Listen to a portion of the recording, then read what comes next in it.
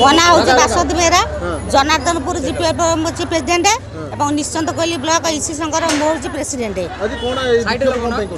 ଆମେ ବିକ୍ଷୋଭ କରୁଛୁ। ଆମେ 20 ବର୍ଷ ଧରି ମାଗଣାରେ କାମ କରିଛୁ।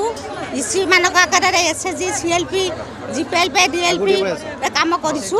ତେଣୁ 20 ବର୍ଷ ଧରି କାମ କରିକି ଆଜି ସରକାର ଗତ ଜାନୁଆରୀ 22/1/2025 ଚିଠି ଦେଇଛନ୍ତି ପୁନର୍ଗଠନ ପାଇଁ। ତେଣୁ ଆମମାନଙ୍କୁ କଷ୍ଟ ହେଉଛି ଯେହେତୁ ଆମେ ମାଗଣାରେ ଖଟିଛୁ।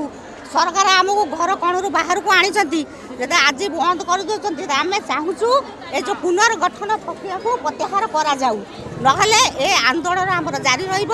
ଆସନ୍ତାକାଲି ଆମର ବିଧାନସଭା ବି ଆମେ ଘେରାଉ କରୁଛୁ। ତେଣୁ ଆମେ କୌଣସି ସରକାରଙ୍କ ବିରୁଦ୍ଧରେ ଯାଉନୁ।